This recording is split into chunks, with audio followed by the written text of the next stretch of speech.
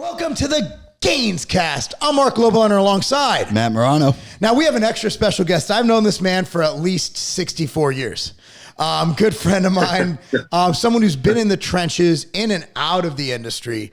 One of the most outspoken individuals when it comes to nutrition, when it comes to fitness, when it comes to his opinions, his beliefs, and also lately political stuff and societal stuff. And that is the one and only Jerry Ward. Jerry, what's going on, brother? Mark, what's going on, man? Matt, how you doing, bud? Good. How are you?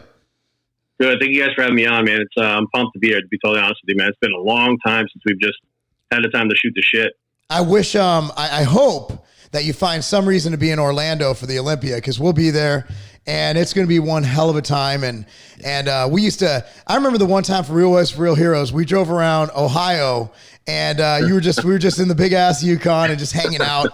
And that's one of my fondest industry memories. You know, it's like, that was a cool time. And, you know, that was we raised over $70,000 for veterans, and for you to be a part of that, you know, I can't thank you enough.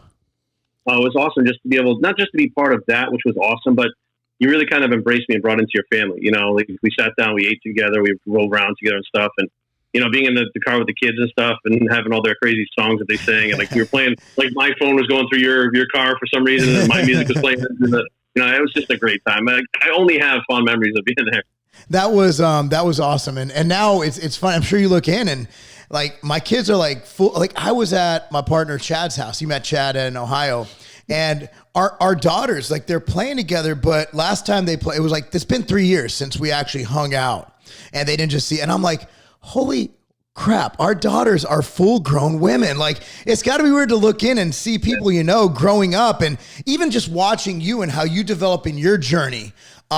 It's crazy when you're outside looking in, you knew them back then, just watching their development as people, you know? It's like kids grow so damn fast too. They hit these growth spurts.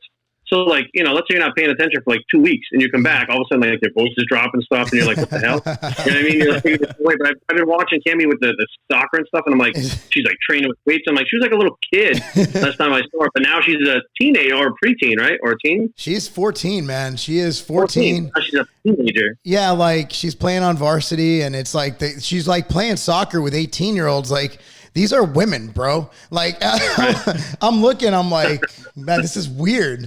Like, it's like, cause there's no more like Teddy. And it's like, I'm like, oh, so where's, she used to get a ride with this senior. And I'm like, oh, what's she up to? Oh, she's with her boyfriend. I'm like, y'all have boyfriends? It's weird. I'm like that. Okay, I get it. They're like full grown women. I remember when I was a teenager, you know, I'm like, hopefully you're not doing what I was doing. but that's I feel like they're smarter than we were. I just feel like the kids nowadays, they're smarter. They know more. They seem to have their heads on straight. I think that they're more like unsocial, not saying, you know, Tammy and them, but they're more of like standoffish. So like if they were going to like go on a date, I feel like there'd be many dates of maybe not holding hands before holding hands thing happened. Yeah. Everything's online now. You know, like when you guys grew up, and to a certain extent. What are you trying to say? And to a certain extent, when I grew up, we're men. We're 40. You know, we had number 2 pencils and yellow paper that we wrote on. Yeah, you guys are passing notes in class. Like we were dope with it too, man. We used to get caught. The teacher would read them in front of class. Kids will never know that pain. Bro, I got to tell you, it's less like when I was 12, I knew everything about the female anatomy. I didn't have the internet. I had already like touched a boobie before, you know, I was on my way. Like I gave my son the talk, and he had no fucking idea what was going on down there. Like he's like, he didn't even know like where I'm like, he's like, so where is the vagina? I'm like, well, it's there. He's like, so right there. I'm like, no, it's more up and in, you know, I'm describing how it works. Like, and that's it. We talked about that on the podcast yesterday, like the vagina, like how weird it is. And if you explain things, one of his questions was, I explained oral sex, and I was like, so, you know, I explained how a girl can do it to a guy. And then he's like, and I'm like, well, sometimes a guy does it to a girl. He said, oh, he goes, why would you do that? And I'm like, I don't know. You just do. I don't know. He's not there yet. You know? He's almost there, but he's not there yet. You know, like I was, and same, like our kids are clueless, and I'm happy because I've seen those Maury Povich shows where it's like, I'm 12 years old, I want to have a baby. And I'm like, okay, those shows are I'm 12-year-old and I have 3 babies. Three different dads. And yeah. Yeah, it sounds like a good time. But Jared, what are you up? What do you do now? Like I follow you, but obviously, I'm not going to go into like what your past is, how you got into this. I mean, you've probably done 400 podcasts with that, but like, what are you doing now? Obviously you're coaching a ton of really good athletes. I'm seeing a lot of people coming in really sharp. You actually called me with one of you. This kid was looking great. Like, what are you doing? What are you doing? I know you had your supplement line and everything. Yeah, so actually Jorge, the guy that he was wearing the MTS hat, he just won his pro card. He got straight first place in the lightweight division. Kid looked great. So like he was mopped. I don't say mopped the floor, but he was convincingly, beat those guys. So yeah, I'm still doing training and stuff. Yeah. But like the gym that I was training at in Maryland is shut down. It shut down. It's never opening again. They sold off all the equipment and stuff. Mm-hmm. So kind of refocusing back here in Virginia at the shop gyms. So we have one in Manassas and there's one that's opening this Friday in Ashburn. Okay. And these things are like, these gyms are unbelievable. I mean, it's hardcore and everybody in there is getting after it. Like you walk in the door and it's like a switch just flips whether you want it or not. And we have like a whole huge powerlifting section, which is tons of powerlifters in there, tons of physique competitors, bodybuilders, bikini. There's a bunch of pros. I mean, this is really like, it has a whole community inside of just that one gym. And they really cater to the physique athlete or the physique sports, bodybuilding, stuff like that. And they're opening like the second location on Friday, which is going to be awesome. So I'm kind of moving things. I think I'm going to start training people out of those gyms. They're a little closer to home. GFD Labs, of course, we're still here. We're still small. We definitely took a hit during the whole pandemic thing. And that was partially my fault. Like I chose not to advertise. Yeah. So I really just felt people right now, like, where I'm at, what I have. Mm-hmm. I can't, there was like the watch company that I was with and they wanted me to sell $700 watches during the pandemic. And I was like, I just can't do that. You know what I mean? Yeah. Like there's going to be somebody out there that goes, it sounds like a good idea. And it's really not a good idea if they need money for their family, No. So, business took a little bit of a hit like that. But other than that, I became a judge a few years ago, an NPC judge. And this year I was moved up to head judge, which is kind of a big deal in the judging realm. But I also got moved up to IFBB judge too. So now I'm an IFBB judge. Oh, that's awesome. So you've cemented yourself in the industry and you still have, obviously you're doing a lot on social media and it's not what it used to be. You could post a video and I remember we could post like, we didn't put work into it, man. The thumbnail would just be like the one YouTube get where you're like, now it's like, that was like my thing. That was like kind of like how people be like, yo, I love your thumbnails. How do you do it? And I'm like, I don't know. YouTube does it. I have no idea. They just catch it. Like you got you mid-breath, like your eyes are closed, your mouth is open. But it's kind of, with the algorithm and everything, like getting into YouTube isn't what it used to be. Back in the day, it was like you came a little bit after, but at the beginning it was Scooby, the Hodge twins, and then I came on a little bit after them with Scooby, Hodge, and Louis Marco. That was like the original, the OGs, right? And you look at, I don't know what, I see Louis Marco here and there. Hodge twins obviously went political. Scooby, I have no idea. But like, you look at that OG group and then CT came along and Mike. And there was a whole thing, but it seemed like it was easier to blow up on social media. So these kids looking to blow up now, it's much more saturated. Everybody was like different, right? We were all different. Yes. So like everybody would come to my thing, they go to your thing. So nobody ever picked, right? They were always like into all of us. So I think that was a big reason why we could all travel together and stuff. There's no jealous or animosity going on because people didn't care. They'd buy your shirts, they'd buy my shirts. They didn't care. They just wanted to see all of us. Yeah. And then I noticed that people were trying to replicate what we were doing. Like a lot of people. Like they said, well, these guys are doing this. Now at the expos and all these people there and stuff that are making money. So I'm going to do what they did. Yeah. And I saw all these bald guys start out screaming at their screens and like just sitting in front of like, in their office. And I'm like, isn't that kind of my format? I'm like, what the hell? And like I started seeing it like, or you'd have people doing the same thing like you. Like you have your tagline. They come up with similar, instead of like, it's not a game. Like that's totally a game. Like they come up with their own half yours and half theirs, Oh, like you're flattered, but you're pissed at the same time, Boom's been taken a few times. I was the first one to come out with Boom, and then you had I think Joey Swole did, and Brad Dingleberry did, and I love Brad Castleberry because he is the one who motivated us to do that charity event because he's a pussy, and I think that was phenomenal. Like, the thing is like. My thing with the fake weight thing, and I know we're going off 10. This is the beauty of podcasts. You don't like on YouTube. You have to have topics. We don't have a format here. Like we have topics. We never hit any. No. We were pretty good the other day with Brandon. We were okay. Yeah, we're okay. But that's the beauty of this conversation. The thing is like if you like the fake weight thing, it's pretty easy to disprove. Be like Big Boy. Who goes out and just fucking deadlifts 1,000 pounds at CT's event. It's pretty easy. You go to one event, you make a good lift, and then nobody talks. you know? Right. So that was always my thing. It's kind of like, well, why don't you just like, I don't know, just do it.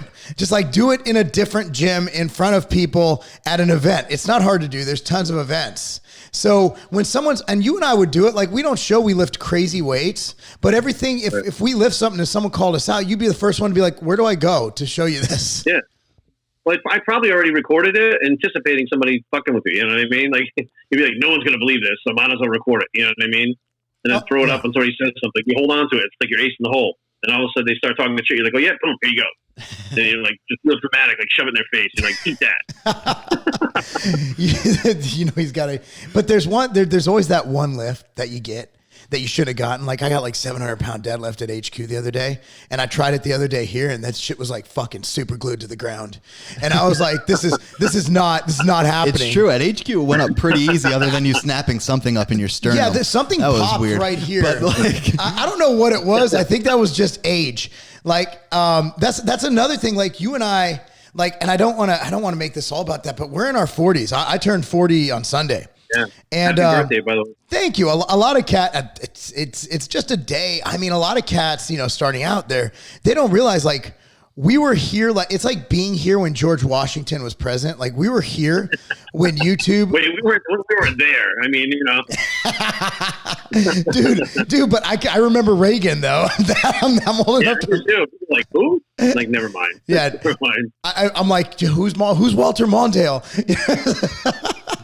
Dude, but the thing is, it's like we've been there and we're still here. Like a lot of people who were around back then, they've already given up the game and we're still here. And that says something about our passion and your passion and longevity and you're not here for the quick YouTube fitness bucks. You're here because this is what you do. This is what you love. Yeah, I told my wife the other day, I was like, you know, my life is like it's like a fantasy. It's like it's not even real. So I get to do everything that I want every day. I'm my own boss, right? Yeah. But it's in the exact thing that I wanted to do when I was 14 years old. So I'm basically still 14 years old, except getting paid for it and have a lot more perks. So I get to be that 14-year-old still sometimes, you know? And I'm sitting here going, you know, I've moved up to judging and stuff. I was judging the nationals and, you know, we had my training partner win his pro card in front of me. And I'm just, you know, all this stuff is going on around me. And I'm thinking like, what else would I do? Like I would not be happy, you know, doing something else. And I'm like, and I called her, I said, I'm just the happiest I've been probably my whole life. You know, I got married, which is one of the best things I've ever done. My wife is awesome. And, she is. She's amazing. I thought that was a good move. I usually talk people out of getting married, but you're like, yeah, you got to marry her. Like, definitely. Just like, and the thing is, she's not neurotic. She's normal. Like Katie, and that's the thing, like Katie's the same way. She's not from this industry.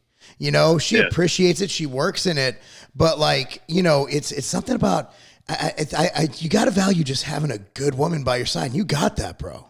It's security. You know, it's like, you know, when I do the check-ins and stuff for the different shows, I'm usually the bottom checker. I'm the bikini bottom checker. So I have to check the girls' bikinis. Now, when you're doing these things, it's like a 12-hour check-in and like, you don't get time to talk on the phone. And she, you know, my wife doesn't bother me at all. And she'd be like, oh, what'd you do today? Did you check the bottoms again? I'm like, yeah, I was a bikini. So it's like that in past relationships, that conversation would not have happened. You know, it would have been a fight or an argument or something like that. But it's just, I think it's because she, you know, she does open heart surgery for a living and she does heart transplants. And so if she's got to take off, it could be 2 or 3 days that she's gone, depending on whether she's on call and transplants and stuff like that. And you have to realize that like sometimes you got to go in your different directions and do what you got to do, then come back at the end of the day and be your team, you know? And I think that took me a long time to realize that it's okay to go in your separate directions and do what you got to do. It doesn't mean anything's wrong with your relationship. It just means that you're independent and you're not required or relying on each other just to be, you know, like one unit. We're two individuals that come together and make a team, you know? And that's kind of, I don't know. I think I heard Will Smith actually say it, even though he's had his marital issues. I don't know if he's the guy to hold on. Right. No, but it was like, he wants to be happy with himself before he can be happy with another person, right? Like you need to learn you need to learn to be happy on your own before you can, you know. So the key word is deal with someone else and masturbate often. That's what the psychiatrist says all the time. I need to get into this industry where I get to check asses. I mean, can we write a note of what qualifications we need and who do we call? Cause that's something I need a part of. And Katie, what were you doing today? I'm just looking at asses, checking the bottoms. So but what's funny is like you probably have people that check in with you online and stuff, Mark, when you're training them, and they of course they have their bikini on, they hit their back pose, right? Yeah. Well, I was at the airport one day coming back from an expo, and I took my iPhone, I opened it up to check the glutes and stuff, and this guy sitting next to me is kind of like eyeballing it, and he just I showed it to him. He's like, "Your girl?" I said, "No, that's one of my clients. What I do for a living." He goes, "How do I get that job?" Yeah.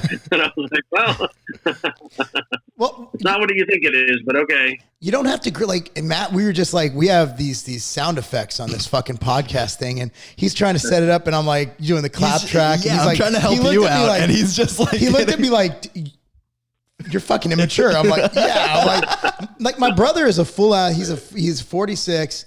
He's a VP of a very large company, very successful man, but he actually has to be a grown up during the day.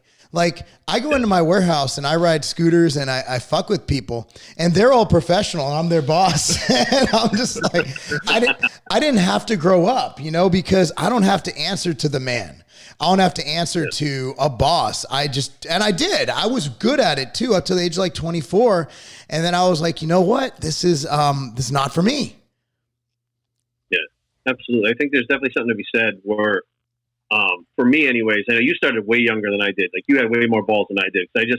I couldn't, I could run my training business, but as far as, because being a trainer was something that kind of, to me, I just kind of fell into. I just wanted to be in the gym. So I was like, well, how can I be in the gym all the time and be a trainer?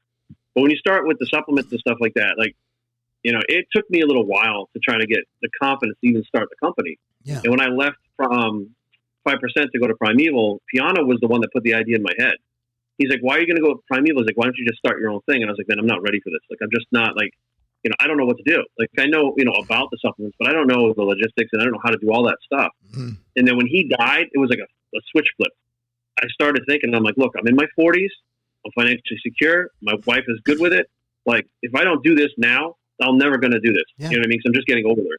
That's when I talked to Primeval and I'm like, look, this is what I think I need to do. And they totally supported it. And then it was just like, time to be off and running. But it took me I give you credit. You got balls for starting as early as you did and keep pushing on. And I'm sure that you learned so much throughout those years and stuff that when you look back, you may not even remember how little you actually knew.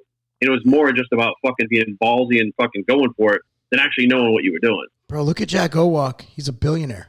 Fucking bank. Yeah. The guy's been bankrupt more times than we've fucking even sneezed. The guy, he started VPX. He's just not bankrupt, but just liquidating stuff and just at his wit's end. And it took him till he was in, I think, his 60s or 50s. I don't know how old he is now, but he was my account at Weider when I was in the year 2000. He was my account. Think about it, man. He's been grinding all this time. Took him that long to hit the big dream. And very few of us are going to beat Jack Owak. The guy, you think we have balls and we're crazy. Jack Owak's crazy as shit, and I love him. He's like everybody, people talk shit about, they used to talk shit about Jack, and everybody strokes his nuts on Instagram because he's the guy. It's amazing how many more fans he has and respect in the industry he has now that he's worth billions of dollars. I've always defended Jack because Jack is a genius. How many people have the balls to build a company to multi-million dollars and then drive so hard that you literally drive it under and then bring it back? He's repeated the process 3 times. Me, I would have been after the first one, I'd cash out. You'd see me on an island, but Jack, you talk about just genius people. I don't know if you've seen the movie Aviator about Howard Hughes, but the guy was completely off his fucking rocker. Yeah. And a lot of people, I think they're wrong, but they think I'm kind of insane. And I think there takes a level of insanity to actually start a business. For you, I think that you had a different, I think you had security. And because you were secure, because you had the relationship, you had the backing, and you're like, you know what, this is my time. So you were more calculated than, let's say, a Jack Owak or me. Yeah, I think absolutely. It literally boiled down to my dad passed away in 2016 of cancer, suddenly. And then Rich died. So it was there was kind of these back-to-back kind of, focusing on my own mortality of what, I'm 40 years old and I'm happy to be 40 because I never thought I'd make it to 40. But here I am, and life gets better all the time. My life literally got better. That's why when I texted you the other day when you turned 40, I said, look, life just gets better and better. It does. So I had clients that were in their 50s, and I noticed their lives were really getting badass, at 55 years old. Mm. I mean, they were cool at 40s and 50s, but, the older they got, it got better and better. So I was like, look, I wanted to get out of, competing and stuff like that. And I'm like, what's my next move? So judging and starting the company was like the next move. But it was really a matter of like, okay, I can either go safe and stay with the consistent paycheck I know I'm going to get, or take all my own money, invest it all into this, and then be the master of my own destiny. If I fail, I'm to blame. If I succeed, I'm to blame. Okay, fuck it, let's give this a shot. And that's where we wound up. It's a profound experience when you realize that there's no one else to blame. If you're in charge of the company, like if let's say, and he never messes up, let's say Trey messes up, one of our guys over in Ohio. If he messes up, it falls back on me. I can't blame it on Trey because I put him in the position to make that decision. So the key is to anything in life, to business, is accountability. And that's why, with employees and staff and this and that, look, everybody makes mistakes. I've made 10 mistakes and it's not even 2:00, but the key is accountability. And what do we do about it? Like, how do we fix it? And that's where you get a lot of issues in today's society, is that we have a very, hands off. It was that other guy's fault. I don't care whose fault it was. I care how we're going to fix the situation. And when you're an owner, you can't do what you did. Like, oh no, it was Bill's fault in accounts receivable. No, it's your fault. So what do we do about it? And I think that's a huge pill to swallow when you run a company and you realize that the buck stops here. It's on me. If this thing fails, it's 100% my fault. Absolutely. Because I pack the orders myself and I sign all the receipts and stuff. And I actually like that part of it. Like, I like the part that, like, I hold my product in my hand that I created. And I'm sure you felt this way before. You put it in the box, you put it in there. But when I send the wrong product to somebody and they hit me back, I go, who the fuck? Oh yeah, me. I did it. That was on me. It was 100%. I mean, usually like the customer and I will laugh about it, and be like, okay, that's fine, it's cool, no problem. But it's always like, I go, yeah, that was me. Like, let's say I got to go somewhere and I'll be like, nah, I got to work. My boss is an asshole, And people will be like, who's your boss? I'm like, me. But like, that's just a standard to hold myself to. But yeah, it's definitely a different, like, it's a whole different world when you own your own business. And, like you said, if it's just you to blame, like, I have a tendency to be more careful and detail oriented now when it's just me to blame. So it kind of forced me to get more detail oriented and slow down a little bit, as opposed to like trying to pack everything fast. Now I take my time and make sure it's done right, so I don't have to do it again or possibly lose money on it, So you're training people, you're doing the back end work on the supplements, not on the bikini girls. And if you need an assistant, by the way, well, Matt, I'm a volunteer. Matt, he's single. Jerry, he's single, so I'm living vicariously through his penis at this point. He was saying the other day he wants to get like a small GoPro, just a very small GoPro. Yeah. I don't want to see him. I just want it like directed out. Like, want to see through his eyes. Yeah. And like what is that? The POV porn. It's one of my favorite categories. I was thinking of first person video games, but whatever, same thing. I was going Pornhub, you were going video games. I guess it shows you where our minds are at. But yeah, so you pack your orders? Yeah, I love it, man. By the time I'm done with my day, and I'm packing usually by the time I'm done, it's about 2:30 in the morning. And like, I'm done with those. I take a shower. I take my I use cannabis legally through my doctor, so I'll eat my edible. And then I just sit down and fucking fade off into sunset and go to sleep. Yeah, so it's like basically my day is getting up, starting all my emails and stuff. Because I still have online clients too. So I start that like right in bed at about 8:30 in the morning. When I wake up, I start doing my emails. So I'll get up, do whatever I have to do email wise or whatever else is going on. If I have to edit a video, I'll do that. And then Jorge will he actually drives from Maryland about an hour here. Wow. And then he leaves his car here. We drive to the shop because training at the shop really made a huge difference for him. Yeah. As far as the content and stuff. So when I come home, we usually eat here, and then he takes off and goes home. Then my wife comes home, I spend about 10, 15, 20 minutes with her. And I go back online, do whatever I have to do. And at the end of the day, I print all the orders out that came in that day. And I go and I sign all the receipts and stuff. I look through all and see who repeat buyers and stuff like that, or any friends or whatever. And then I take them downstairs to the garage, and I pack all the boxes, and I have like hand trucks that I put them on. So I can wheel them right out for the mail guy to just come get them. And by the time I'm done with that, I feel like I did everything I needed to do for the day, because back in my past, man, I was a lazy shit when I was addicted to heroin. Yeah. So now the more work that I can do, I feel like I'm worth something. You know what I mean? I feel like I'm doing the right thing for myself and, my family. So that brings up a whole nother topic. Like, a lot of people might not know this about you, even if they haven't watched your podcast, is you have quite a decorated history of recovery and perseverance, and also bad choices that led to obviously the good choices you're making now.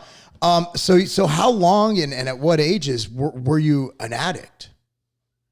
So I started with a drug called Nubane, which was really big in the bodybuilding industry back in the day.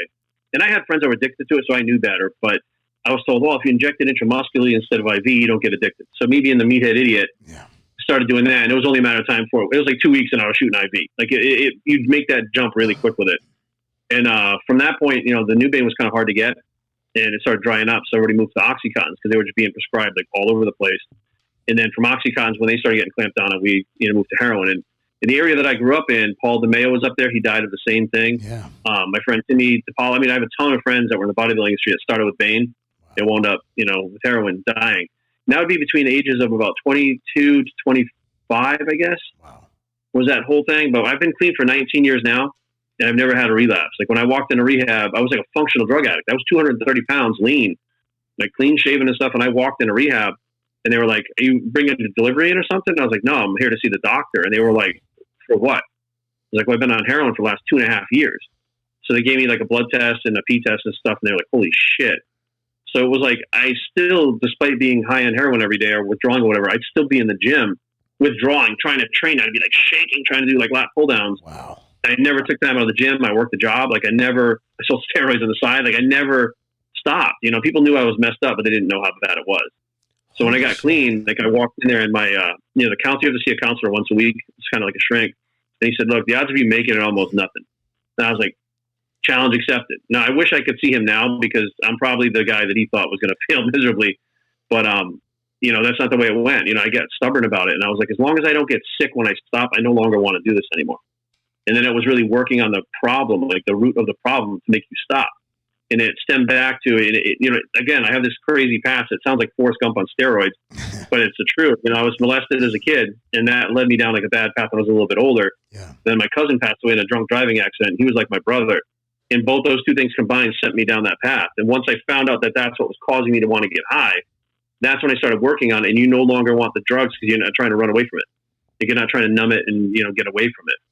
So that was like 19 years ago. And to be honest with you, I stopped counting. Like every once in a while, I have to go back and count physically how many years it was because I never went back to it. I walked in there, they gave me the first dose of methadone, and that was it. I never went back. Wow. That's an insane story. That is, just the fact that you're here, and we've seen that drug just wreak havoc on the Midwest where Tiger Fitness is. Yeah. It's insane how much havoc it's wrecked. And I actually donated some time with some at-risk youth, and a lot of them are heroin addicts, and it's a hell of a drug. That's the real epidemic. That's the real pandemic here in America is drug use, which, by the way, has gone up exponentially during, something else I'd like to talk to you about, because you've actually been very outspoken, and you, along with me, I don't know if we've lost or gained. By the way, I concede that. The segue. Yeah, that was good. Yeah, but we have a segue contest, but that was too smooth. I had to give it to him real quick. So when these, you've obviously, being a former addict, like health is, and you're someone who formulates supplements, and you're involved in health and fitness, and a lot of people think bodybuilding is just about steroids and weights. There's a lot to it. There's a lot more to it. And in our industry, we're very concerned with health. And that's why closing gyms, like you look at what you went through, and I'm sure the gym was a huge part of your rehab and your mental coping mechanism. So just to kind of get into it, like you've been extremely outspoken against lockdowns and even masks. And what motivated you and gave you the balls to risk losing followers and risk having the neighborhood Karens come at you because you're so outspoken against what's going on right now? Well, I think that, when the pandemic first hit, I think I was like everyone else. I was like, this is America. That'll never happen. Like, it'll never happen. And then my wife working at the hospital was like, look, it's coming. Like, we're getting word that, like, we're getting ready for this thing. Like, it's going to happen. And then we went on lockdown. And like you said, the gym really does play a major role, because while we weren't in the gym, I lost about 30 pounds of muscle because I knew I wouldn't be able to maintain. So we went on a keto diet and figured just like Victor Martinez, I figured I would lose the muscle. Then when we came back, I'd gain it back. But if I just get fat, then I get to diet the fat off. And I don't like doing that. I'd rather just build the muscle. Yeah. So I got depressed, man. And the bad part is I didn't even know I was depressed, because it was hard to figure out why you were depressed. And I wouldn't say I was, there were times where I didn't think I was going to make it. And I know that sounds crazy to some people, but it's like, your business is going down. You're locked in the house. You're losing your physique. and the endorphins stop working. Oh yeah. So the endorphins that we naturally have, people don't realize when those go away, you get depressed. Like you literally, there's nothing you do. And then I started feeling like I was 45 years old. Like my joints hurt, my back, I wasn't even lifting. My body started to hurt. And I was like, look, this is enough. Like, I've had enough. And then, so once this is all done, I'm going to come out and say exactly who and what and where. I was approached by some individuals that are in the government due to other people that are involved with us. One's a politician, one is Secret Service. I mean, these are people that are around this stuff. Yeah. And when I started getting told what was really going on, I was like, why am I getting this information? Like, well, you're an influencer. We need to bypass the media. We're trying to bypass the media. Wow. And I was like, okay, what do you want me to do? And they said, we'll give you the information, put it out as you see fit, but you can't say X, Y, and Z. Fine. So I started doing that. And one of the things that really made it hit home hard was I was told that when Donald Trump went into office, they went hard after this human trafficking thing. And I was like, okay, well, whatever. Like I keep hearing it and it becomes this conspiracy theory or whatever. Well, during the lockdown, we found out that they took down a pedophile ring, 33 people, 2 blocks from our house. What? And we had no idea what was going on. Holy shit. So when we found out about it, my friend that was an NSA, I told him, I said, hey, this is what's going on. And when you Google Fairfax pedophile, Fairfax, Virginia, you'll get all the names, the mugshot. It's all there. It's up now, but it wasn't for a while. So when I talked to him, he was like, yeah, he goes, that makes sense. He goes, we've been going after them for the last 3.5 years. So he confirmed what I was told that 3.5 years ago when Donald Trump came into power, he was going to stop human trafficking. And it's been going on, and we just don't hear about it. So those rumors the Q put out are true. I'll tell you what, that Q thing that is out right now, I would say that there is some disinformation in there, but I can say for a fact that some of the people that are involved with that Q thing are 100% real. Wow. For a fact. Now, some people may not believe that, but some of those things that they talk about have come true. And that's the thing. There's disinformation to keep people off it's insane what's actually going on right now. And like I said, I really want to come out and just say everything, but it's like, it has to be dripped. It can't be a flood. If you try to get somebody to drink from a fire hose, they won't get any water. Yeah. So you have to drip it into them a little bit at a time so they accept it and understand it and process it. And that's where we're at now. Like what's happening right now, I mean, when all said and done, like next year at this time, everybody's going to be like, wow. Everybody's going to be shaking their heads. Like we are seeing world history right now that is going to be talked about, like the Holocaust, the Depression. That's what is happening right now. Yeah. And when we came out of lockdown, so I had, I say it's asthma, which I don't want to get into the big story with most of the time with people, but what it is I had a sports asthma and asthma when I was a kid, and I had a case of pneumonia in my early 20s that really messed up my lungs. And I don't think people realize every time they saw me do cardio, I was just walking on a treadmill slow. Nobody ever really saw me do hard cardio unless I would take ephedrine and enough of it to be able to do a little harder cardio. So my lungs were always messed up, but I never wore a mask. Like I never knew, I just couldn't run. I knew I couldn't run. Well, my wife and I bought all these masks. I bought a bunch of them. I thought it was cool. And we went to Whole Foods. I had the mask on at Whole Foods for about 10 minutes, and I started to fall backwards because I couldn't see. My vision was going blurry. So I couldn't get enough air in through that mask, and my brain was not getting enough oxygen. So I pulled the mask off. I was like, I'm never wearing it again. Like, that's just all there is to it. So that's where the big mask thing came from. I was like, and when I started getting treated like I was a leper for walking into places or being refused service for not wearing a mask, despite the law saying because I have a medical condition, you can't do that, they just look you right in the eye and say, too bad. And that's when I really started to get like, okay, this is not even just about my asthma anymore. Like, this is literally about you wanting somebody to wear a mask, even if it's against the law. You're willing to break the law because you said so. And you can't even really give me an explanation why, just because you've been told to do it. So that was really what started pushing back on the mask. Because I've traveled all over the place without a mask, and I'm fine. Now, I did have COVID in December, and I just didn't know what it was. Yeah. Like, I don't think anybody knew what was going on. And at the time, like, I had these splitting headaches, which I never get headaches, which was weird, but I didn't think much of it. And I couldn't breathe. Like, I was having a hard time breathing. And I had chills. I didn't take my temperature, but I had chills to the point where my teeth were chattering so much, I stuck my tongue between my teeth because my teeth are going to break from my mouth bouncing back and forth. And that went on for about 3 days. And then I woke up and I just felt like really worn down. And then I literally, overshare, I literally had diarrhea for 5 months. Wow. Like, I thought that because I had just found out my mom has stage 4 cancer, I thought the stress was getting to me. And that's what was happening to me. So I didn't go to the doctor. I just stayed on the couch for a couple of days. And once that diarrhea thing finally stopped, I was already in lockdown. So I really didn't need to go to a doctor. And we didn't know then that there are after effects of COVID. Like, we didn't realize it can affect your kidneys afterwards, your gastrointestinal. We didn't know those things. So by the time I had realized what happened, I was already over it. And I was like, wait a minute, I have basically COPD and asthma together, and I still got over it without going to the hospital. Yeah. What the fuck is going on? You know what I mean? And my wife's two aunts had it. Both my wife's aunts in their 70s had medical conditions, obese. One got the hydroxychloroquine. She was better within 5 hours. She was literally on death's door. She had no fever, was able to talk for up to 5 hours. They gave her another dose the next day, and they released her. Her other aunt went in, and they were like, "This is it. She's done." They gave her the Resdemivir, and she got better within a day. Wow. So everybody around us, I know there are people out there that have died of a virus, but the people around us that I've seen with it, and myself and other people that have had it, everyone has recovered from it. In different amounts of time. We haven't known anybody that actually died. And then my wife, who works at the hospital, they never saw the surge. They kept telling them, the surge is coming. And they were, to the point where they were starting to lay people off.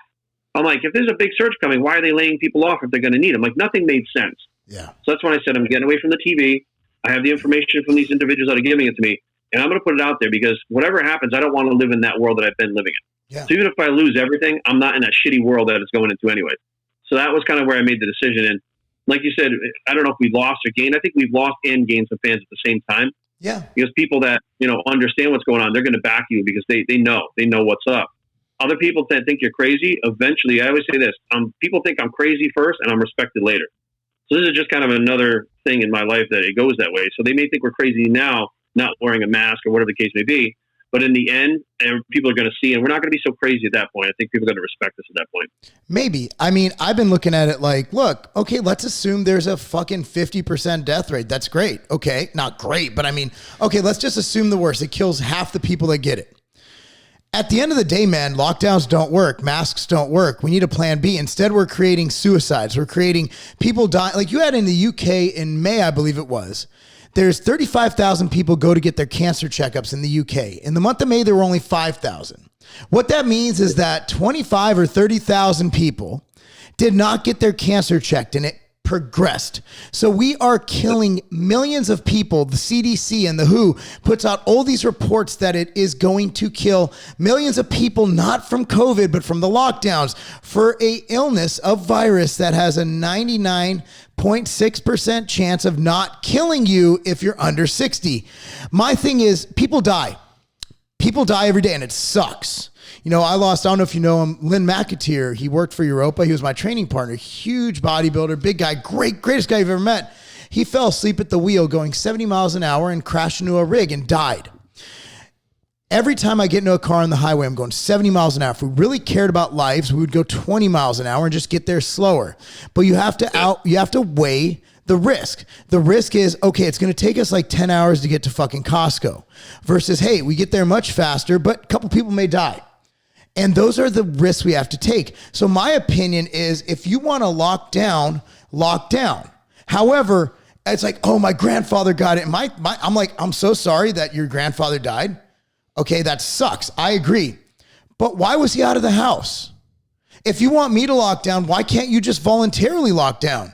Why can't you bring him food and drop it at his doorstep? Why should we shut down society because your grandpa wants to leave the house? Like, we're literally taking a small, less than 1% segment of the population who are very susceptible, and we are shutting down healthy people. We're quarantining healthy people instead of protecting the sick. At what expense? Well, the economy is more important than lives. No, dumbass. Not killing people from non-COVID causes is more important than the whole lockdown thing. Okay, that's the thing, is we're killing more people with these preventative measures than we're going to kill with anything else. And masks. Okay, I'll give it to you. The studies on surgical N95 masks might show some progress. But a fucking crocheted mask that your grandmama made with fucking bedazzles on it, that ain't protecting you from shit. But the swag, bro. Leon, so a lot of I did a video with the different masks on and blowing out a lighter that I had to show that these things won't even stop my breath, let alone anything else.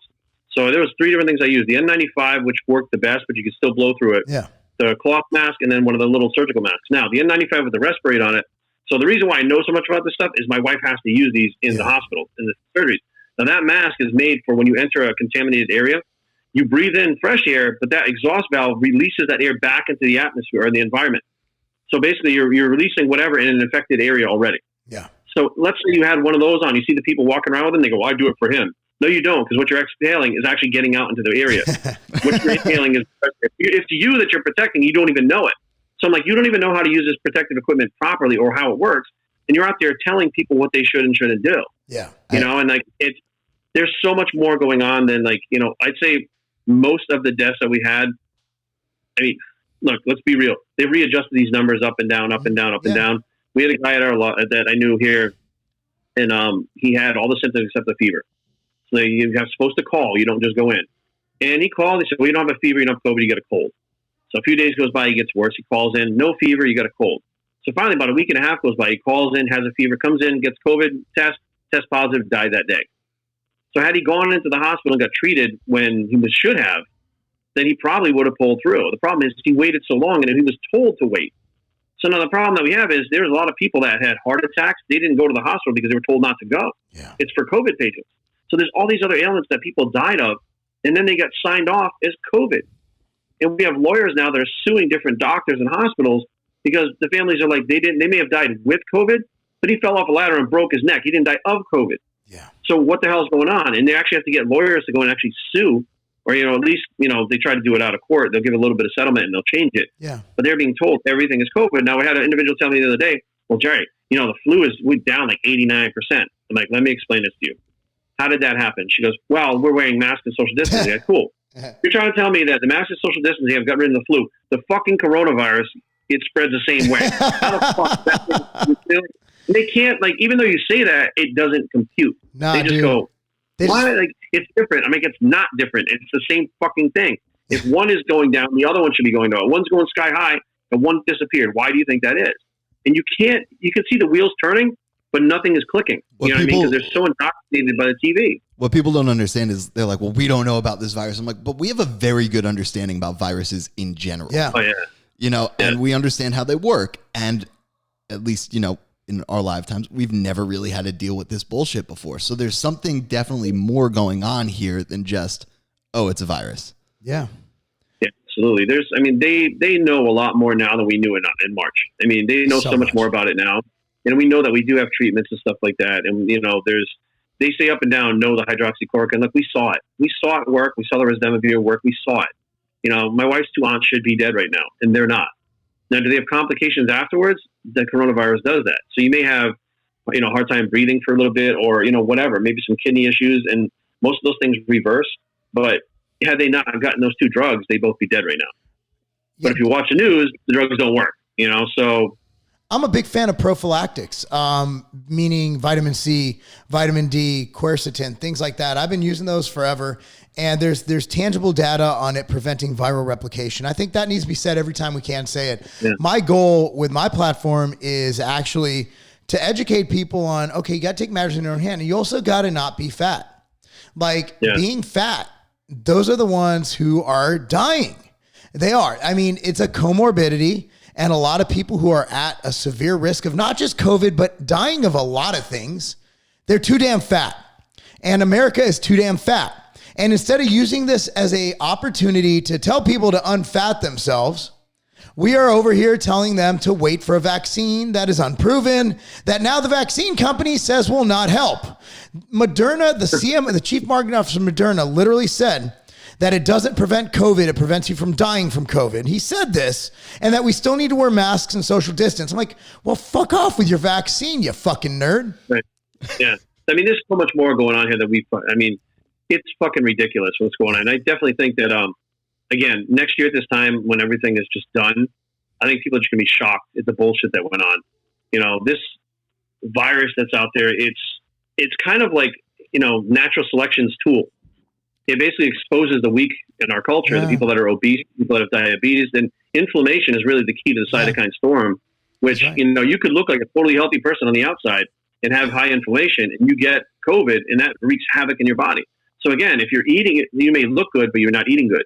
If you're eating good, eating's the best medicine you have. You know, you're eating vegetables, you're eating clean carbs, you still have your junk here and there, but you're not loading yourself with so much shit that's causing so much inflammation that when you get sick, you can't fight it off. I mean, I do feel most people are going to get some form of corona, whether it's just testing positive or no smell or whatever the case may be. But the people that won't be able to fight it off are the weaker ones already. And that's what we're seeing. The natural selection is taking place. People that are obese, people that have type 2 diabetes or diabetic, high inflammation, things that were already wrong with them.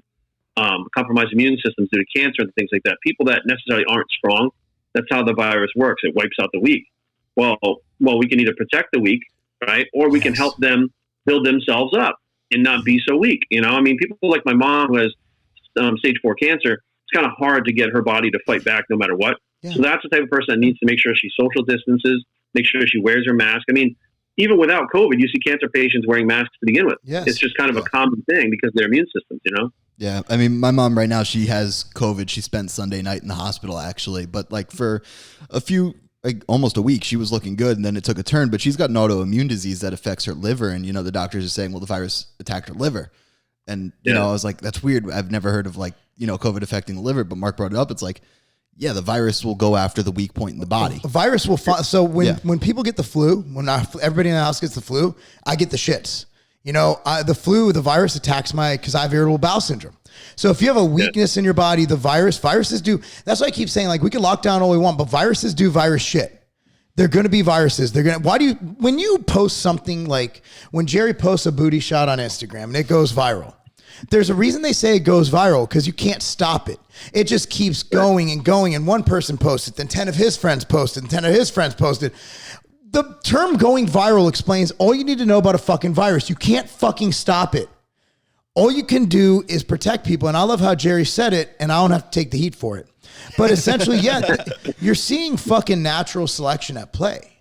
And it sucks to say it, because nobody wants to see grandma die. Nobody wants to see kids with cystic fibrosis get sick and potentially die.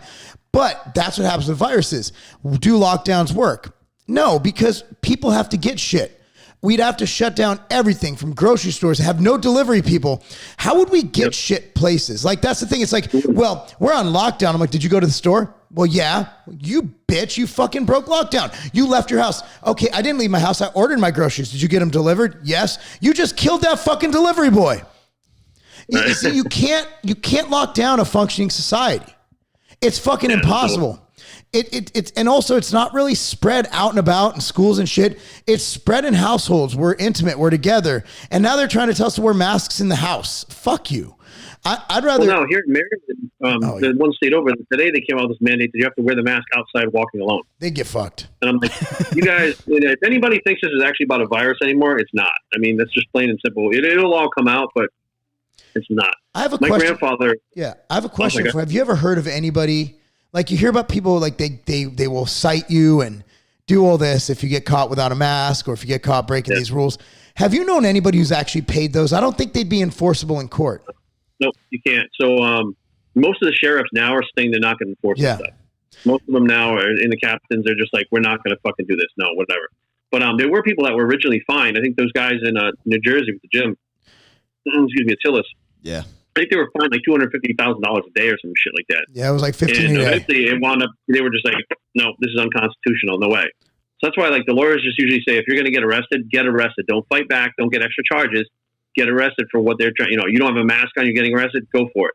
Because there's actually a network. I don't remember what it is. There's a network of lawyers that take all these cases pro bono because every single one of them is a slam dunk. So they're just there for you, and like whatever they get paid from the thing, they take, I don't know if it's 50% or whatever it is. Mm-hmm. But you know, every single case is a slam dunk shut case because it's unconstitutional. Yeah, there's so in Nashville there's a mask mandate, and they're saying they're going to fine people, this and that. I'm thinking just for social media clout to just go without a mask, get the fine, and just document every step of the way. And I have the reach to do it. And I'm against mask masks. I'm okay with bandanas because, you know, I think I look kind of gangster and cholo in it. You know, I wear my Dickies and my white wife beater with it. It looks dope. And a gold chain. And a gold chain, yeah. I look like, remember Conan from the WWE? That was me. Yeah. Yeah, I'm like, what's up, SA? And, but I'm not even, I'm like one of those, just leave me alone. Like when I go to the store, I don't want to be bothered. And I know people are like, well, you're hurting America. I'm like, no, dude, you don't understand. I don't have time for the fight, but I'm thinking it's almost worth it for the clout. Like, I mean, just to be like, just as an experiment, like we want you to put your mask on. Sir, I constitutionally don't want to do it. Well, we're going to have to arrest you. Fuck it. Let's go. And I have the means. Like I'm not poor. I have money. I could fucking take this to the Supreme Court. You know, I'm like, just to prove a point that because it's kind of silly. I don't want to, I mean, if you say to anybody who believes in masks, they don't work, you are literally fucking Judah killing Jesus Christ. Like, it is fucking crazy. They go hard. Yeah, they go hard. Yeah. They made it, it's now a virtue signal. It's not about, a virus anymore. So there's this MTV Music Awards that used to be on, like, when we were kids. It was on, like, right before we went back to school. Of course. You'd watch all the new fucking shit, see all the new clothes. And I hadn't seen it since I was, like, a teenager. And it was on this year, and I said, let me just see what is there, because I don't know what the hell's going on with the kids now. So I put it on, and I'm like, boy, this is really fucking crazy. I don't understand. And then Lady Gaga comes on. She wins some award. And she's her big mouth. And then at the end, she goes, I know I sound like a broken record, but wear a mask. It's a sign of respect. And as soon as she said that, I went, this is what it's about. It's not about a virus. When the fuck did you become disrespectful if you don't wear a mask? It's disrespectful, people that don't have symptoms, people that are not sick should not be wearing fucking masks, period. I don't give a shit. No. Like, that's just all there is to it. And again, there's only this data that's been coming out that they use to scare everybody. Look at who's putting out the data. It's the same scientists, the same doctors, the same people. And if anybody speaks up against them, they get crushed. They get crushed. They get defamed. They get their licenses pulled.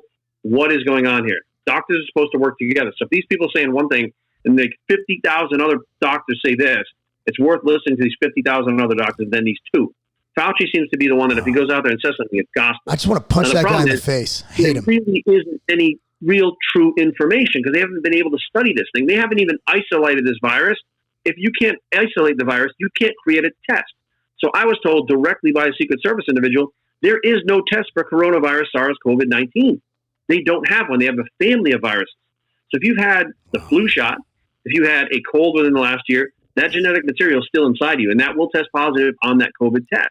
Now, that's why so many people that don't have symptoms are testing positive. Wow. They had it in the past. Like if I had it in December and they take that test, the PCR test, and they amplify it enough, they'll find it in my body and say I have it now. I haven't had it since it's been over a year. And I talked to the gorilla chemist about it. We went over some stuff, and he reads the data because sometimes we read it and we don't really understand it. Yeah. He said this says that you have these different antibody T cells that are built up for a minimum 4 years, and not only can you not get it again, but you can't spread it. And he's looking at the raw data. Now we don't understand that. We just listen to Fauci say we don't know. I had another individual yesterday tell me he started out with my father's a doctor, and I'm like, my father was a fucking truck driver. I don't understand anything about trucks. I don't know what the fuck that is. Oh well, he must know. He's like, somebody tested positive he had coronavirus 3 times. So I looked it up, and what happened was the dude got tested positive. He was a little bit sick. Then he tested negative, and then he tested positive, and then negative and positive. So he tested positive 3 times within like a 2-week time frame, which is normal. But it was so crazy because he tested negative, then positive over and over. But the way they present it is he had COVID 3 times. He never got over it. So it's like there's all these like manipulations through the media and all this bullshit being shoved in everybody's faces, and it scares the shit out of people. I saw people around me, like my wife coming home every day. They had about maybe 300 or 400 COVID patients in her hospital. She come home every day looking like she got the shit beat out of her because this thing was scaring the shit out of everybody. Yeah. They're trying to make sure that people are not dying, and in the end, what it turned out to be was the hospitals were laying people off. How the fuck can you be laying people off if the hospital is full? Yeah. You know what I mean? Like it didn't make any sense. And that's what I base my decisions on, not what the news tells me. I base it on what I'm seeing and what the people around me are telling me that are involved. Like they're knee deep in this shit. And when they say something, I listen because they won't come public because they're worried about the backlash of either being canceled, their family getting doxxed, their licenses getting pulled. They're scared of all this cancel culture. I'm like, I don't fucking care anymore. Just give it to me and I'll fucking put it out. It's gotten crazy, man. And we're both on exactly the same page, and I've had people come like, how you and Jerry aren't doctors. I'm like, no fucking shit, but we know more. But what gives you so here's the thing. Neither are the people saying you're not doctors, but they think they know better. But here's the thing. Since when do I have to, as an American, I don't have to have a degree to have an opinion on a topic. Like, I don't have to be a fucking professional baseball player to say that someone's a good pitcher. I don't have to. All I have to do is have certain skills to be able to have an opinion and just conclude. And we should all be able to have opinions. So if I have an opinion, or it could, and based on the data I've seen is correct, just because I don't have a degree in that given topic, I have a degree in marketing. Okay, what the fuck? Who cares? I don't tell people there's a lot of people who are more successful than me in marketing who don't have a degree in marketing. Bill Gates is a trillionaire, whatever the fuck he is. He's obviously done well marketing his brands, Microsoft. Obviously, he's done a great job, right? Do I go, Bill Gates, you don't know shit about marketing. He's a fucking multi-billionaire. I have a fucking degree from a shitty school. Half it's community college. You know, it's like, come on, dude. It's like degrees are great, but at the end of the day, look at track records. And you brought up Fauci. He wrote a paper a couple years ago, literally wrote a paper, how people did not die of the Spanish flu. They ended up dying of wearing masks because of bacterial infection. He wrote the fucking paper. Fauci has been wrong on every single topic. He has not been right, or he hasn't corrected himself once. He has been wrong every step of the way. I don't give a fuck how many degrees you have. And also, how's that AIDS cure coming around? That was him. He hasn't done a fucking thing. He's a fucking pawn bureaucrat, little piece of shit who needs to be fucking stomped. I fucking hate that guy so fucking much. Fucking hate him.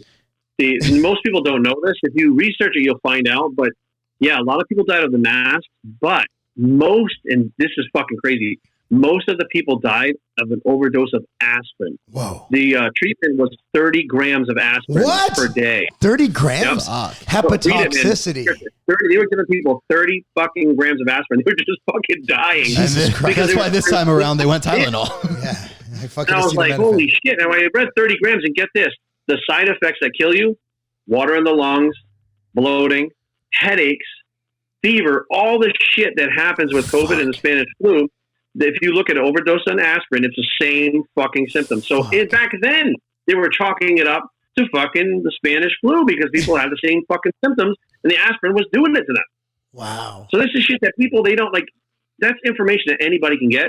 And they'll research a pair of sneakers for 5 days straight, 24 hours a day. But to learn something about, health or anything, they fucking won't do it. They want it. Nope, I can't fucking go be bothered. Like, if I found it, they can find it, Oh my God. I did not know that. I think a lot of people don't know that, but so much disinformation. And speaking of, man, I don't know if you followed the election. I don't want to spend too much time on this, but I'm kind of just asking people, who do you think's going to be sworn in January? What do you think's going on with that? And I don't want to get into why not who should be, not who you think should be. Who do you think is going to be? If you had to bet a Vegas bet on who would be sworn in president in January, and you had to place a bet, and both of them are 2-to-1 odds, so it doesn't matter who, but basically, who would you, odds equal, who would you choose? Who would you say, based on what you're seeing, would be the president? Okay, so first of all, I didn't vote. And then I'm not a Trump fan, I'm not a Biden. No. I'm straight down the middle, and I chose not to vote because as soon as you pick a side, the way I see it, it's almost like a gang. You go in that direction. Yep. What I choose to do is stay right in the middle, and whatever topic it is, I decide what I feel about that, not based on a side, but based on how I feel about that, right? So that being said, I didn't vote for Trump. I don't have a fucking MAGA hat, but I know what is going on right now. Like, I know for a fact, I know that Trump will be the president. It will be Trump, and what's going to happen is going to shock the fucking world. And I'm telling you right now. Look at this. Look, I got goose pimples because he said that shit legit. Like, I saw it in his eyes. He knows something I don't know. Like, that I'm telling you right now that there's a lot more going on here. I have this conversation. I have literally 20 people that call me every day just asking, including my mom, like, what's going on? What's going on? Because I'll tell them something, and then it'll come true. And then they're like, what the fuck? And I'm like, yeah, now watch this. And it's to the point now where I've actually backed off because people are quiet because now they're seeing all the stuff I talked about 3-4 months ago is happening right now. Fuck. And now they're just like, what the fuck? And now it's like, well, you have this side and this side, and there's something else going on that's neither side. What the fuck is going on? And, like I said, there are people around me that are, like one individual his whole job is to guard Pence. That's what he does. Every day he's with Pence. Like, these are people that are involved. Like, they're right there and they know what's happening. And this is going to be the biggest shit show I think that this country has ever seen. I think it's going to be beyond the Civil War. I think it's going to be beyond all that stuff. It's going to be really bad.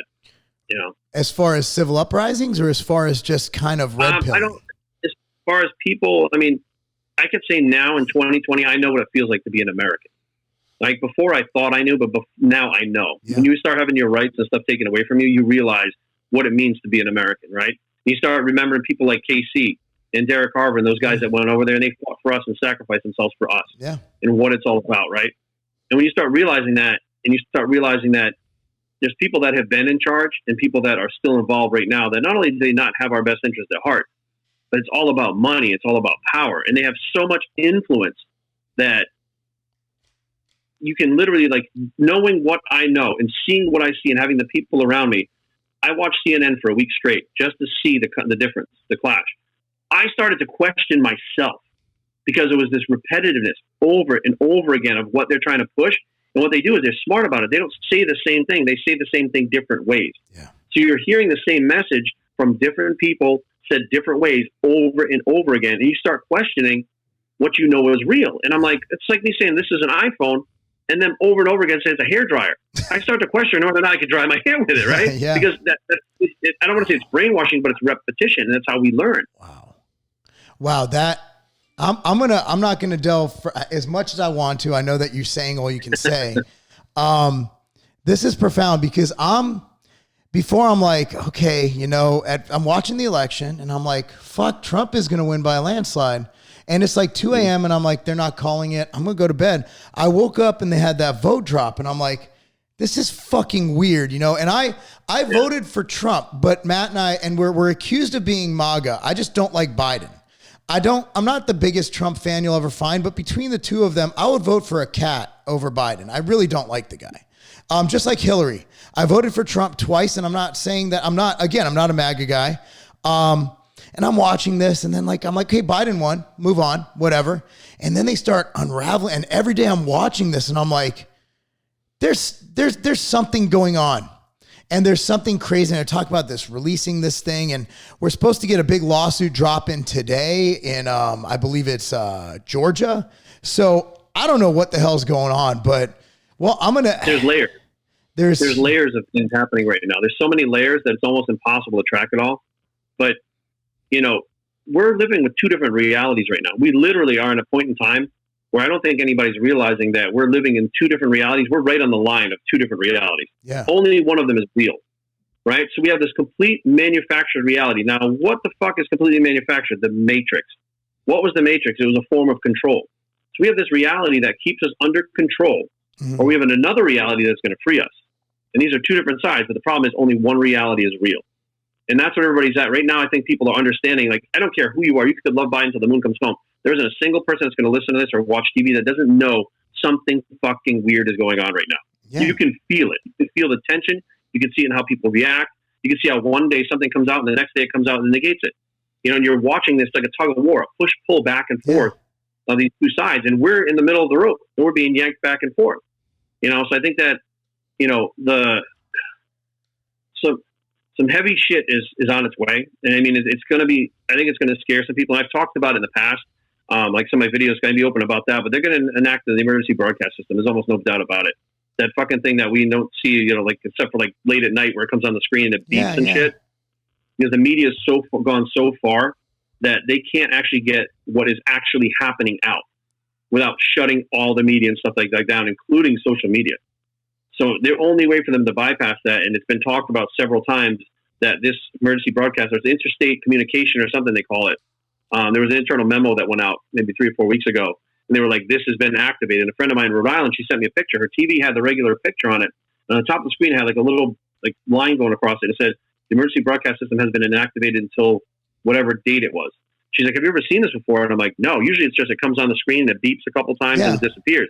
This came on during the show to let them know that it was activated and it was working, and it will be activated until a certain period. And I was like, holy shit. Like that's, you know, that goes again to confirm what this internal memo is about. Like you can't have just flat out lies, whether it's Trump lying or Biden lying. You can't have flat out lies. You have to have the truth come out.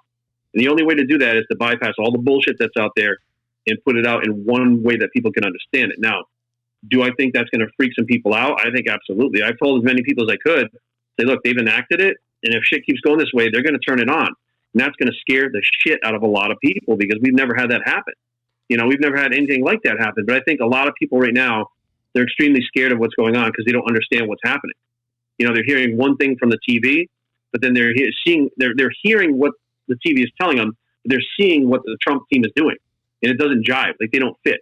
Like they'll say Trump's thing was thrown, his case was thrown out of court. Then Trump's like, we didn't even file yet. That was someone else that filed. It was another Republican. It wasn't even us. We haven't even filed yet. So you're looking at disinformation coming at you like a fire hose nonstop, and you can just put your arms up and try to avoid it, as opposed to like trying to discern what's real and what's not. So this all has to go down before December 12th. Well, there's a lot. That's my birthday too. But there's a lot. There's a lot. Front, there's tons and tons of evidence that is just like, I mean, those videos that came out of them, the people filling in the ballots and stuff. Yeah. Like they had them scribbling on them stuff. Where does anybody think that came from? They came from the closed circuit security cameras. Why would that possibly be out to the public? Why would the people that were cheating release that to the public? Shit. Because it wasn't. You know what I mean? The government pulled that stuff off there and put it on the social media, and then it was taken down immediately.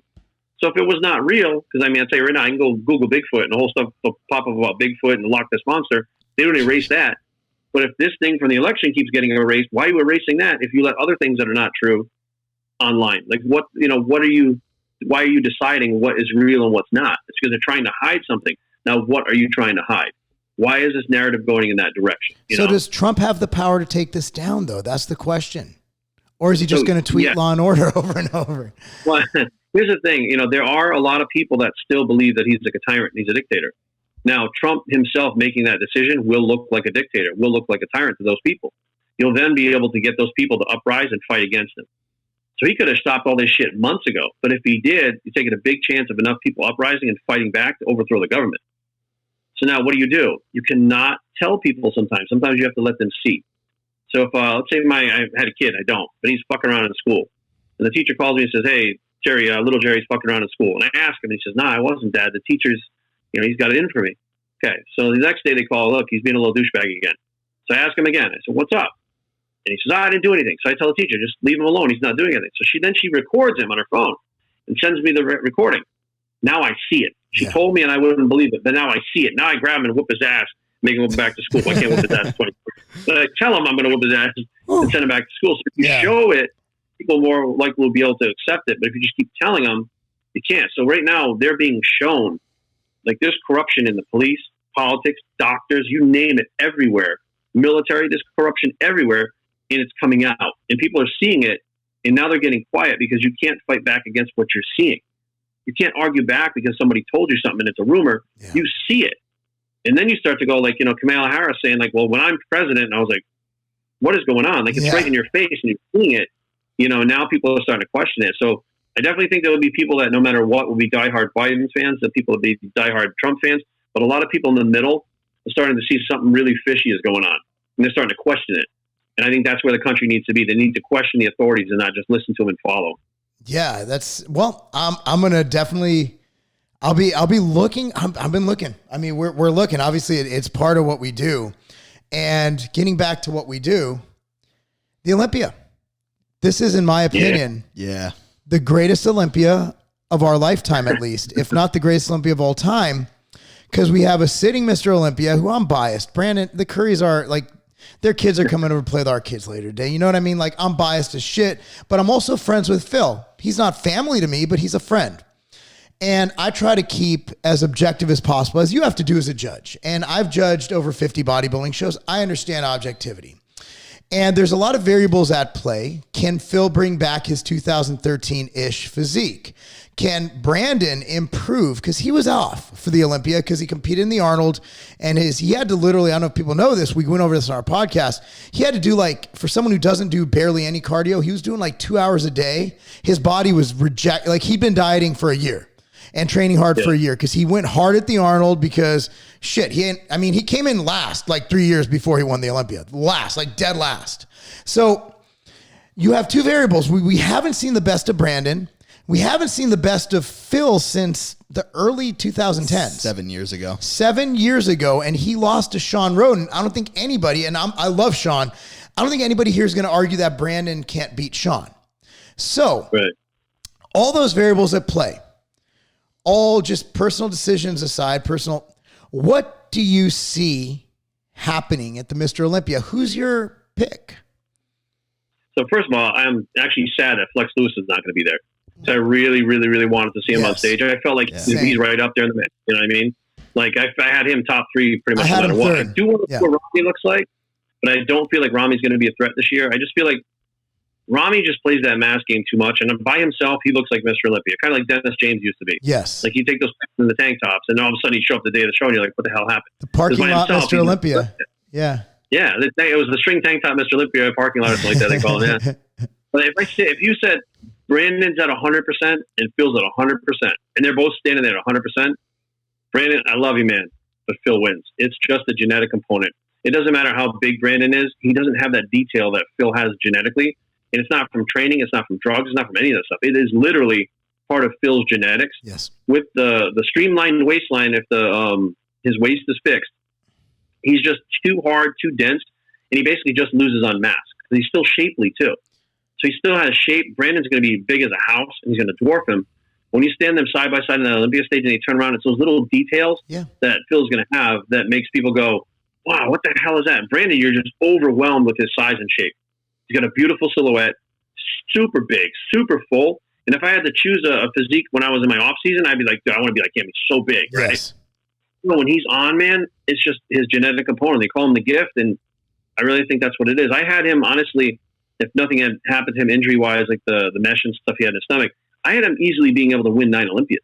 Yes, and I'm not the only one that said that before, but he had that issue with the stomach. Now, him taking that year off, I think was a good idea to let his body heal.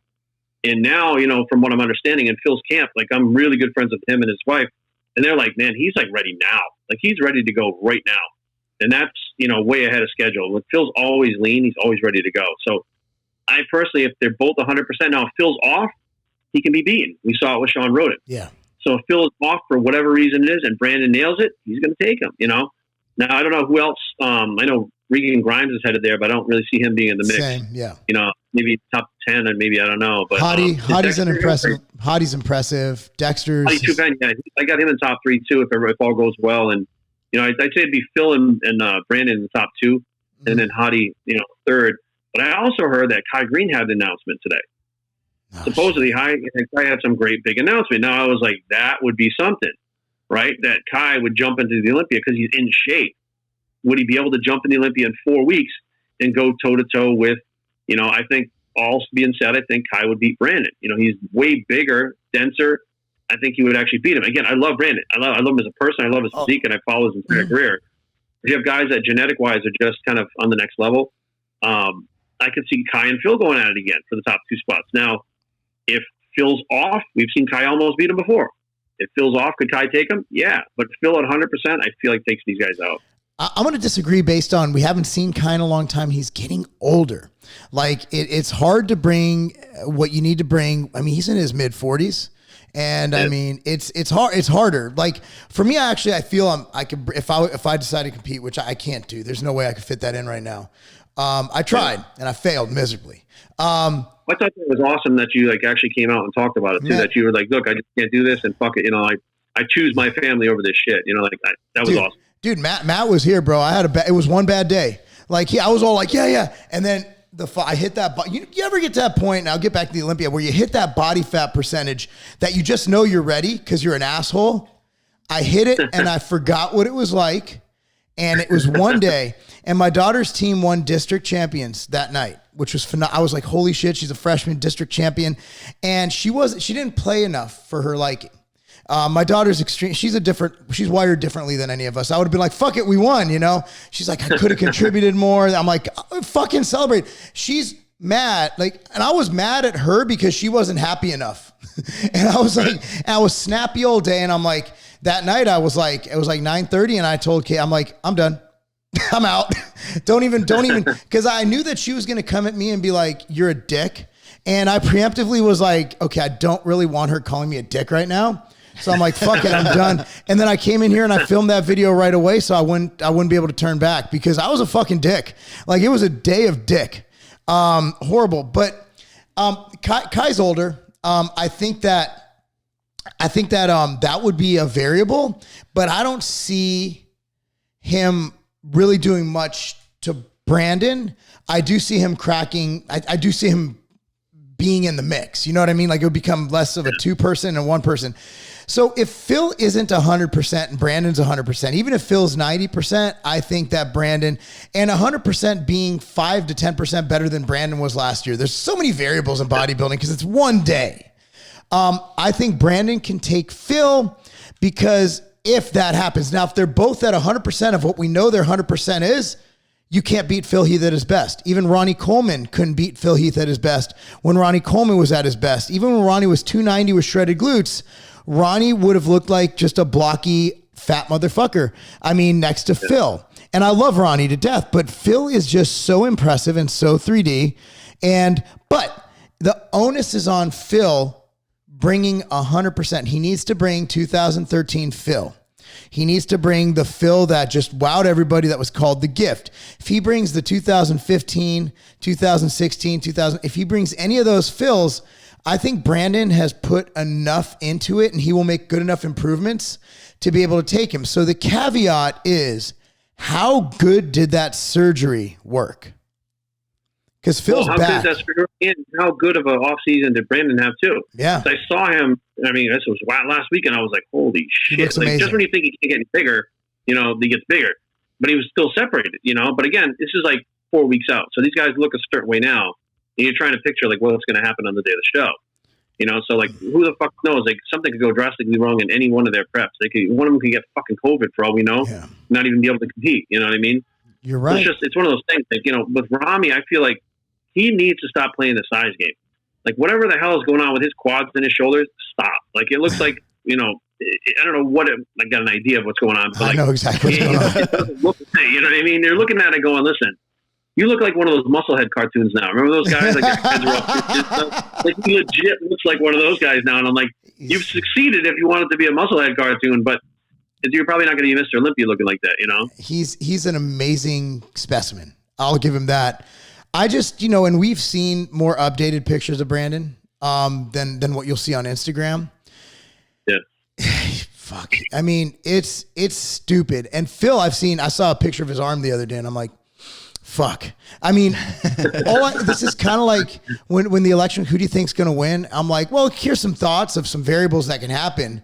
But at the end of the day, as they said in the show Ozark, I don't know shit about fuck. I don't know anything. I mean, Brandon, great show. I loved it. Brandon is a variable because he has the muscle maturity. He's in his mid 30s and he's made improvements. Like, if you look at just a linear graph chart, and that's how we run companies, right? You look at growth and you look at expectations, like just planning for inventory, et cetera. If you look at Phil, his chart is literally flat. He goes up really fast. He plateaus and then he goes down. That's his career. And whether you like it or not, he hasn't made improvements since the early 2010s. Brandon right now is straight up linear. So if you're looking at a chart, if you're doing this on mathematics and you're just doing this on progress chart and momentum, Brandon wins. If you do it on visual and what you've seen of Phil and what you've seen of Brandon, Phil wins. So the key is what they look like that day and what the judges want to see. But again, I'm with you. Phil in person has a 3D, and you don't get this from pictures. Yeah. And I trained with Phil Heath 3 weeks out from the Olympia for a few days. Phil, and this is back when he was Phil, before the stomach issues. His muscles and they're not human. They have this 3D fucking beautiful. They're just fucking beautiful.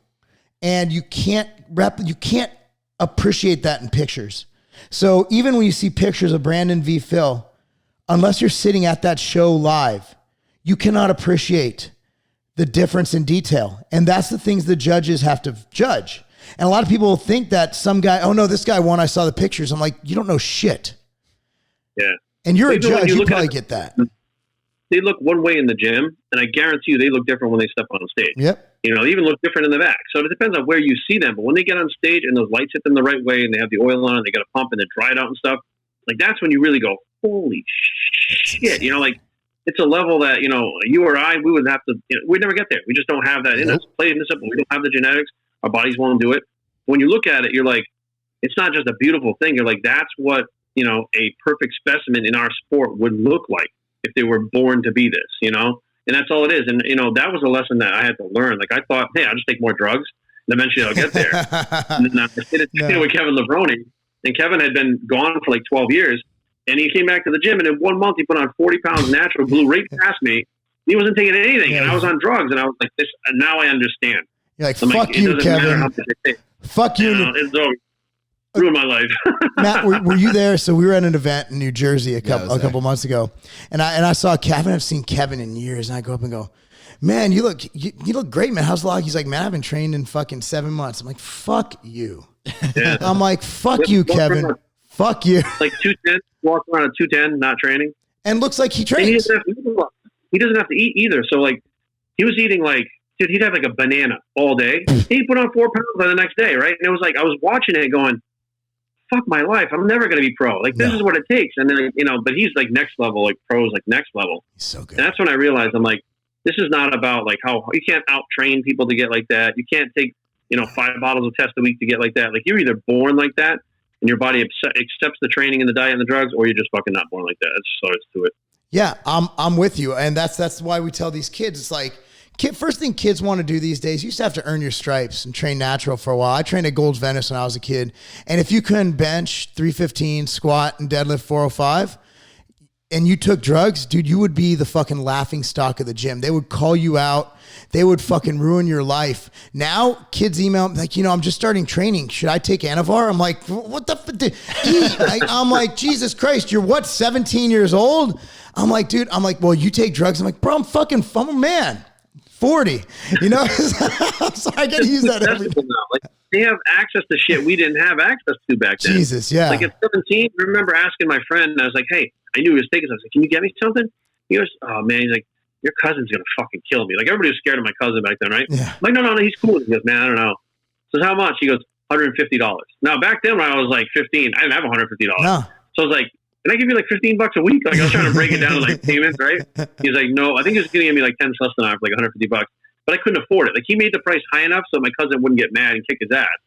So we didn't have access until you were actually in the gym and had some gains, and they saw you for like years, busting your ass, carrying your jug of water, like over and over again, getting buried under the bar, and they saw you not quitting. Then maybe one of the guys would take you under the wing and be like, okay, listen, you bench like this, squat like this, and then 2 years after that, they finally gave me ephedrine. Oh, here's Demetadrine. Oh, that was like crazy. And then a couple years after that, it was like 4 or 5 years before they I was able to find it.